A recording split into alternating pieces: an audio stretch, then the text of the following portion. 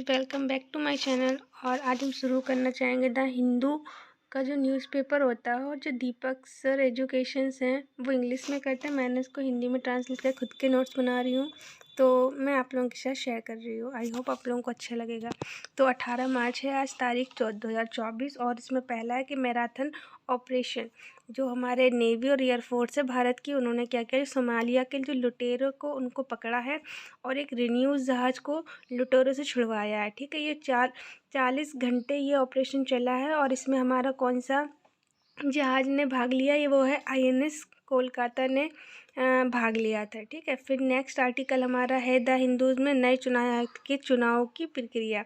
तो इसमें पहले कौन से 3 मेंबर्स होते हैं, फर्स्ट चीफ इलेक्शन कमिश्नर और 2 होते हैं इलेक्शन कमिश्नर, जिसमें से पहले हैं ज्ञानेश कुमार, दूसरे हैं सुखबीर संधू। ये रिटायर IPS ऑफिसर्स हैं। ठीक है, चुनाव प्रक्रिया कैसे होती है, तो अभी जो 2023 में एक बिल आया था, जैसे the chief election commission and others election commission appointment condition of service and term of office bill 2023 के हिसाब से की गई है। इसमें क्या हुआ, 3 सदस्यीय कमेटी बनाई गई जिसमें PM मोदी हैं, अमित शाह हैं और कांग्रेस के विपक्ष के नेता अधीर रंजन चौधरी है। पहले क्या होता था, जो ये इलेक्शन कमीशन का चुनाव होता था वो सिर्फ PM मतलब अपनी सहमति से कर देते थे, मतलब कमेटी नहीं होती थी। जो 2023 का ये जो बिल हुआ है, इसमें 3 सदस्य कमेटी बनाई गई है। ठीक है, और ये बिल हुआ है, इसने किसका स्थान लिया हुआ है, तो इसने नए अधिनियम ने लिया हुआ है election commission condition of service of election commissioners and transactions of business act 1991 का स्थान लिया हुआ है। ठीक है, फिर अब देखते हैं कि इलेक्शंस कमीशंस ऑफ इंडिया की स्थापना कब हुई थी, 1950 में हुई थी। और आर्टिकल 324 में इलेक्शन की प्रक्रिया संबंधित प्रावधान है। इसको जो सिंबल्स वगैरह चुनाव में देते ना किसी को, जैसे कि अपना BJP का है कमल का फूल, ये जो सिंबल प्रदान करता है ये इलेक्शन कमीशन ही करता है। वोटिंग के लिए जागरूकता फैलाना, 3 मेंबर्स होते हैं इसमें।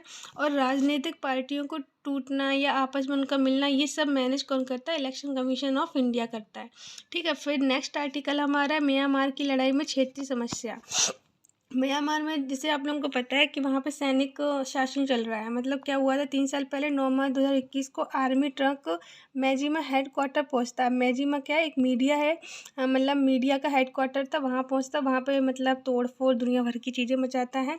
और म्यांमार ने अपना नियम बना दिया था 1 फरवरी 2021 को, मतलब तख्ता पलट कर दिया था। वहाँ की जो आंग सान सूकी थी, उनकी सरकार थी, उनकी सरकार को पलट दिया था और उन्होंने क्या करा था कि सैन्य शासन कर दिया था। ठीक है, म्यांमार में। तो इससे क्या हो रहा है कि वहाँ पे जो है ना, वहाँ पे जो आसपास के देश हैं काफ़ी प्रॉब्लम्स में आ रहा है, क्योंकि म्यांमार में काफ़ी जो ये सैनिक नियम चल रहा है तो वो काफ़ी उग्र तरीके से बिहेव कर रहे हैं, जिससे वहाँ के नागरिक क्या आ रहे हैं, आसपास इलाकों में आ रहे हैं। ठीक है, फिर नेक्स्ट आर्टिकल हमारा वियतनाम में जो मेकोंग नदी है चीन तिब्बत से निकलती है के आसपास का क्षेत्र क्या कहला, चावल कटोरा। अब ये क्या हो रहा है, इसमें समस्या आ रही है क्योंकि इस क्षेत्र में खारा पानी बढ़ता चला जा रहा है, जिससे चावल की खेती बर्बाद हो गई है।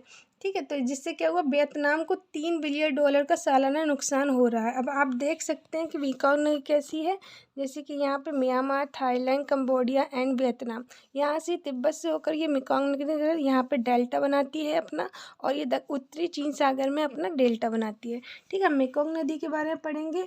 ये साउथ ईस्ट एशिया में सबसे लंबी नदी है, फिर पूरे एशिया में ये 7वें नंबर की सबसे लंबी नदी है और विश्व में 12 नंबर की सबसे लंबी नदी है।